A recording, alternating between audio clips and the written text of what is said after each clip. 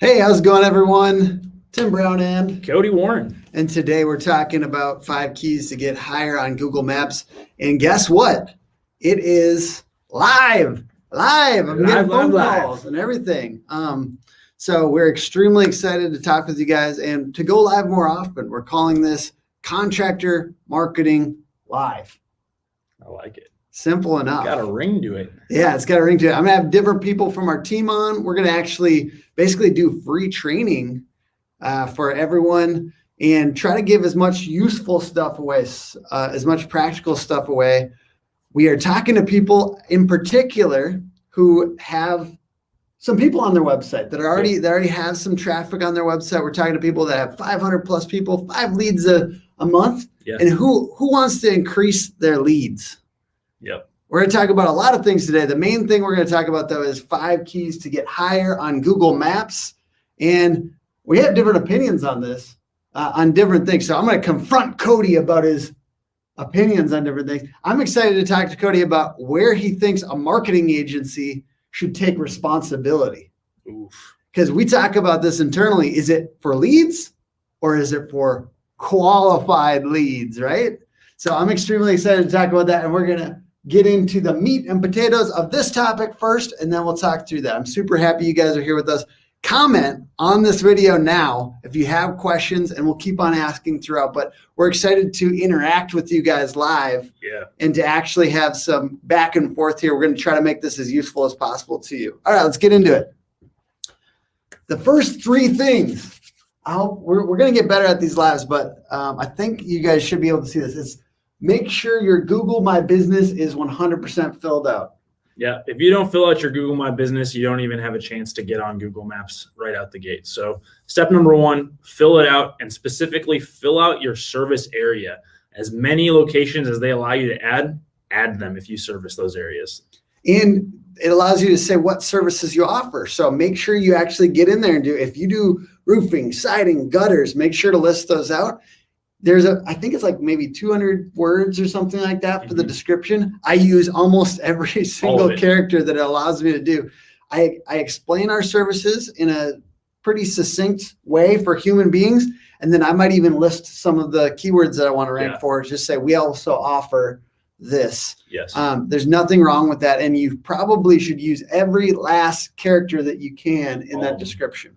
Anywhere they allow you to provide information about your business on Google My Business, make sure you fill it out. Also, going directly along with this, anytime somebody leaves a review, good or bad, respond to the review.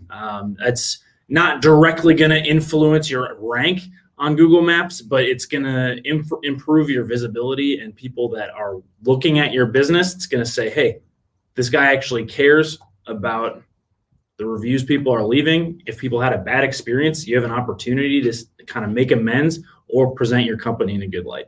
So you're saying if somebody had a bad experience, I shouldn't tell them off in the comments? Absolutely not. Absolutely not. Even if that person is dead wrong, if you tell off that individual, any potential customer that reads that's going to be like, wow, this company is a jerk, and I don't want to be affiliated with that. Your comments are live, so make sure to consider that when you're doing this. I love that a lot of contractors are taking Google My Business reviews more seriously. We see people that come to us that are young in their business now that have 30, 40 reviews. Yeah. That's exactly how you should be considering it in this day and age, in 2021. Yep. It can make or break your business. It matters. It matters. So definitely don't think it doesn't matter. Yep. All right. Number 2, how to get higher on Google Maps. You want to do it? What's the next thing, Cody? Local directory listings. So there's tons of directories online, and you have the ability to, mostly for free, go out, fill it out, put your logo, your address, some information about your website, and a link back to the homepage. And there's a ton of free ones, by the way. Tons of free ones. And you can do this yourself, and it's not that hard, and every link matters. Every link back to your website matters. We do this, and there are services also that just do this where the key is that it needs to be consistent. Yeah. We want this to be consistent. That's what we call it NAP listings. It's just name, address, phone number. Yep. We want the name, address, and phone number to be consistent. Yes. And that's the biggest thing on these. Yep.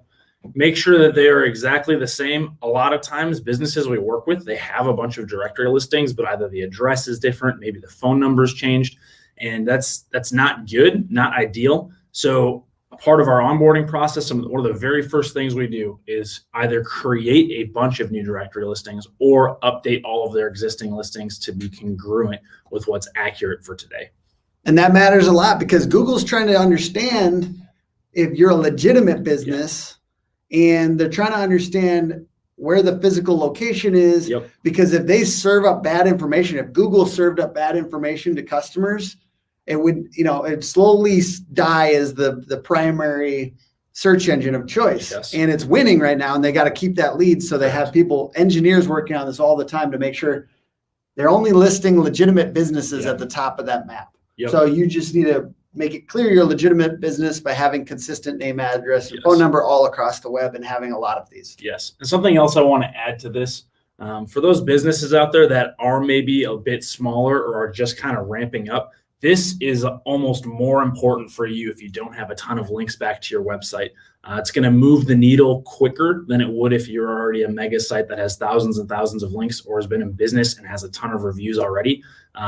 If you're in that second camp, still do this. It's very important. But if you're just getting started or just getting off the ground, this is going to be like crucial 101. Make sure that you do this, because if you don't, you'll be shooting yourself in the foot. Great. All right. Number 3, what do we got? 500-word service pages and targeted meta titles. So really, if you hop inside the mind of someone who's searching for your business, this makes the most sense. If I live in Blaine, Minnesota, and I didn't work at Hook Agency and I didn't know a bunch of roofing companies, I would be like, okay, I need a roofing company. Maybe I've never had a roof replacement done before in my life. So I'm just going to Google roofing in Blaine, or maybe I just Google local roofing company, and Google's going to know, okay, we want a roofer that's in Blaine because that search is being made from Blaine, Minnesota. And near me searches roofer near me. Correct. People know that Google does that now, so they're searching it often. Yep. And so creating specific, we call them location and service pages. So if you're a roofer, roofing in Blaine, Minnesota, it's a page that is created exclusively for the purpose of ranking in Blaine, Minnesota for someone who needs a roof replacement. And this applies outside of just the roofing industry, any industry, honestly. If you are providing a service that's location specific, create a page for every area that you service, and then have a very specific meta title that calls out the location and the service within it. Huge for ranking. And towards the beginning of the meta title. So some people, what I see people doing is they'll put their brand name or they'll put something else first. You want the keyword roofing, Blaine roofer, right at the beginning of that, whatever it ends up being. But the point is you want it towards the beginning of the thing. And the nice thing about this is you don't absolutely need to have an agency do this for you. A benefit of having an agency is we can find the specific keyword for that location area, because it's not always exactly the same formula. But the effect is going to be very similar if you just like, hey, I service Blaine, Minnesota, Blaine Roofing Company, and then bracket your business name. Boom, boom. It's very simple, and it makes a very big difference. So why 500 plus words? I just want to do a couple hundred words. I want to do like 2 paragraphs. I know people don't read online. Yeah. It's really about not having thin content on your website. And in tandem with that, it's not on the title here, but you don't want duplicate content on your website either. So 500 words is a good minimum. If you're ever creating a web page on your site, beyond just the service and location pages, having at least 500 words is a kind of a good standard to have to make sure that you have enough information represented on that page for search engines, but also for users who do actually want to take the time to read it. So how do you get 500 words, man? I already explained what I do. And now I'm, what do I just like blather on? Great question. How do I get that content? Talk in terms of value. Think about your customer. What do they want? I don't want to have to hassle with someone who's going to be installing my roof. I don't want to have to worry about price. I don't want budget changing. So what are things that you would maybe take for granted that would be valuable to your customer to know? Something like, we sign on a budget and it stays all the way through. Say budget doesn't change. Something along those lines. It goes without I love saying that. for you, but for them, it's like, oh, wow, I'm going to be put at ease knowing that the price we agree on is going to be upheld the whole time. It's really good. And that can be, the key point can be in the headline. So we call them key value propositions. Yep. And it's important to figure out what yours are. What are the people that choose you?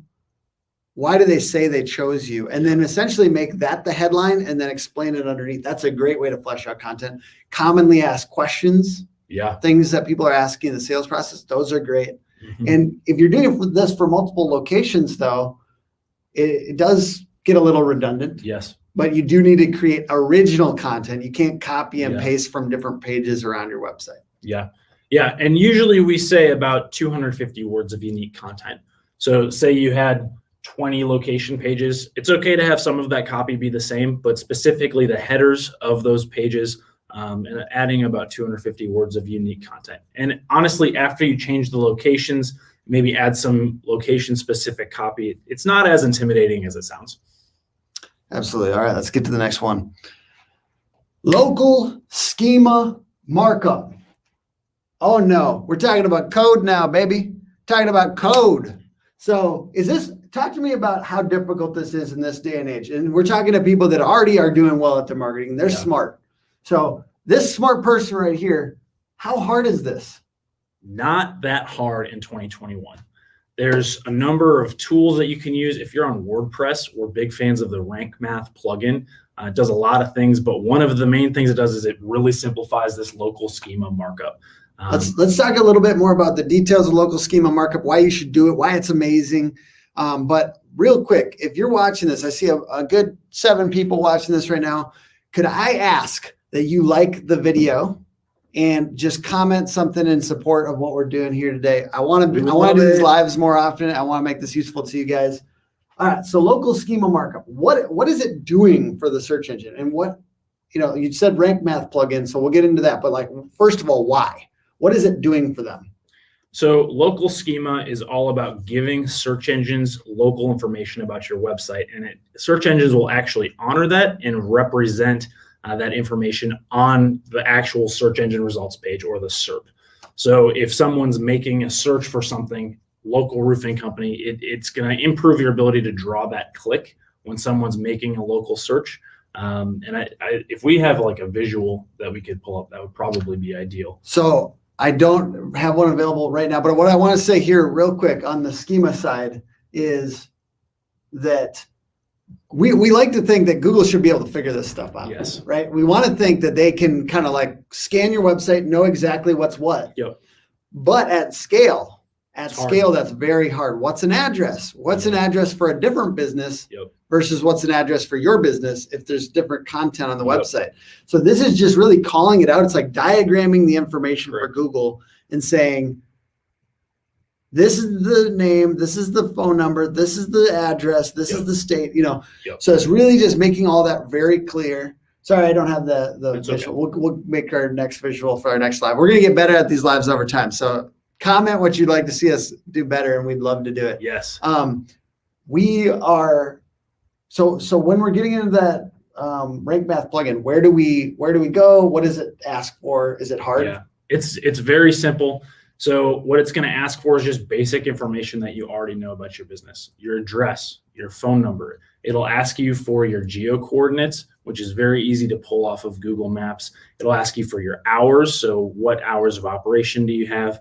It's going to ask you roughly your price range, and some other questions, but it's all very simple, and it's going to handle the code injection for you. So all you have to do is just fill out a couple fields, like filling out a contact form, honestly. It's Put funny. your information in. It tells you to say 1 money sign to 4, isn't it? So not very expensive to very expensive.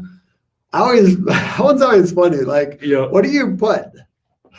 You're I think of us as moderately, expensive. Yep. So what do we put? Where do you go when you're adding that information? I usually go with $3 signs when we're working with our contractors. I think that's a safe general rule. We're not the cheapest option. We're not the cheapest option. And honestly, that you don't want to position yourself as the cheapest option in a lot of cases. Unless that's really your niche, you are the budget option. You're just going to attract a lot of customers that are not ideal, and they're difficult to work with, and ultimately are going to cost you more money. This is a great segue. So we should talk about, I know a lot of you guys, I know a lot of our audience, as I talk to contractors, hates marketing agencies, has hated a lot of the ones they've worked with. Yeah. And what are we doing that's pissing why do people hate marketing agencies? I want to talk about this. Why do people hate marketing agencies? I think I'll just say this is like, I think it partly is like we get people in the door that they don't like the customers or whatever. I don't know. Yeah. I think it's twofold. I think we turn leads up, and in tandem with bringing in leads, you also bring in spam, and you also bring in bad leads, people that you don't want to do business with. So it kind of puts a little pressure on business owners to increase their filtration process and kind of achieve some efficiencies there. Yeah. And I think the other ballpark is a more unfortunate area, and that's just some agencies are fluff, not stuff agencies. They're doing work that's not actually moving the needle. They're offering poor consultative services that aren't really going to make a difference unless somebody inside knows specifically what they're doing, which kind of gives us all a bad rap. So I always tell Cody that I think it's good to take responsibility for leads. Yes. It's hard to take responsibility as a marketing agency for qualified leads. Mm-hmm. So why do you think marketing agencies should be asking and talking about qualified leads? I think I disagree with you. So you disagree with me? I think that it's important to talk about qualified leads because at the end of the day, following up with the fewer qualified leads and being like, hey, did that close? Did that result in a $30,000 roof job? That is a way that you can hammer down and be like, okay, this organic lead that came in from Google search brought you $30,000 of gross revenue. Mm-hmm.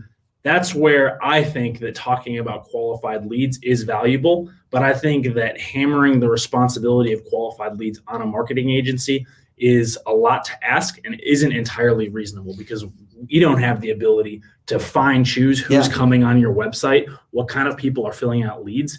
And if we over optimize for the qualified leads, we're going to scare away a lot of potential customers in that process. Yeah. And I think that what it comes down to is it's good conversations. Yes. It's hard to take full responsibility as a marketer. Even here, as I'm marketing and we've got a different guy selling, we kind of like having a little bit of separated responsibility. I'm responsible for getting leads in the door.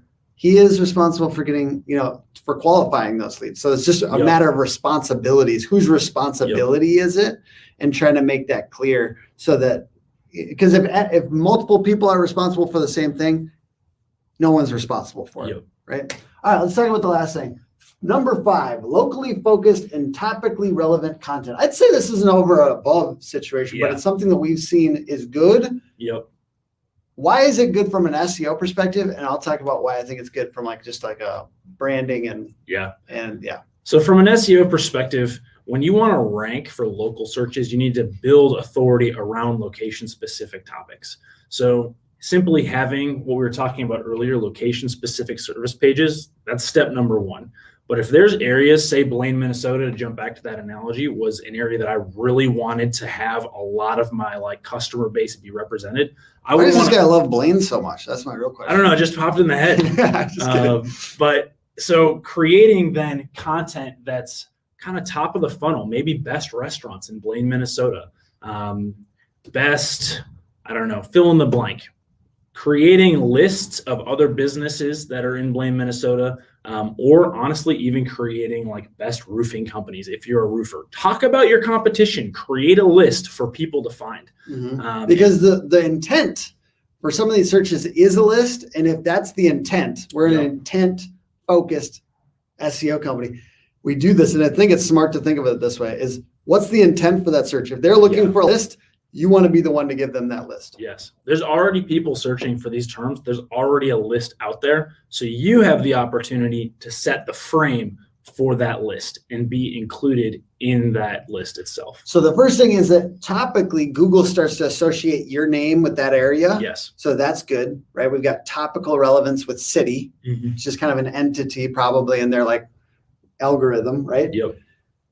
And then you also have this other thing, which is, hey, we're getting in front of local people. That's hard. That's hard, right? Because when you do things like citing color trends and stuff like that, right? It's everybody in the world that's looking at that. But when you go local, at least they're in that local area. Yeah. And especially if it's the type of content that a homeowner would be looking for. Maybe they're up on the income a little bit, right? Yep. I mean, homeowners might be looking for a nice date night, right? Mm-hmm. So there's a crossover there. Yep. Local area, income level. Realistically, we want to target at the types of people that are more likely to have a home, that are more likely to be servicing that home. Yeah. And then next, even further up, like let's what is the point of all this? The point, my friend, the point is so that you can get referral partners as well. So that's why I like, if you're like in a home services business, every other home service, those lists, and use them to facilitate conversations with people. If people are coming to your website for a landscaper and you're a roofer, I mean, it sounds crazy, but I'm saying, like, ultimately, if you're the one giving them the business, there's flow coming in from that as well. And, you know, why not be the one, especially if you start to get authority on your website? Yeah. Why not be the one to send your friend's business? Yeah, absolutely. And if this sounds a little bit confusing, somehow I like to think of it as like, if I'm a search engine, I am looking at people's websites and categorizing them by authority. So roofing is like one topic, and it takes time to build authority in that topic by creating content. But after a while of creating roofing content, Google puts you in the roofing category, and future content created on that topic ranks a lot faster because they know you're an expert in that specific category. And it's the exact same for location terms. If you want to be an expert in stuff for Blaine, Minnesota, or any location, creating content is going to work to get you labeled as a subject matter expert in that area. And future content or service pages for those areas are going to rank. That's the goal. That's awesome. And we don't need to do any more fluff here. I just wanted to get it out on the table, this mini training kind of thing. So we're going to do more of these. Contractor Marketing Live is the name of this series. It's going to be on YouTube and Facebook. I don't know if we're going to do it every Wednesday, but it would be on Wednesday around this time, around lunchtime. So tell us, what's the best time for you? What's the best time for you? If you were watching this and you had a good time listening to it, what's the best time for you? Comment that down below. We might just change the time based on your comment. And we want to be useful to you guys. What else would you like to see? What other types of topics would you like to see on this? We are in websites every day making changes to help them, grow their traffic on Google and get more leads. We would love to share some of that wisdom with you guys. Obviously, what we can do in a 20, 30-minute training is it's not crazy. But we're going to do our best to give you guys value, to give you particularly businesses that are growing. We see a lot of businesses getting the 500 mark of people on their website every month, the 5 leads or more. We're going to try to focus on those businesses and try to give a little bit more advanced techniques for those of you who are really pushing.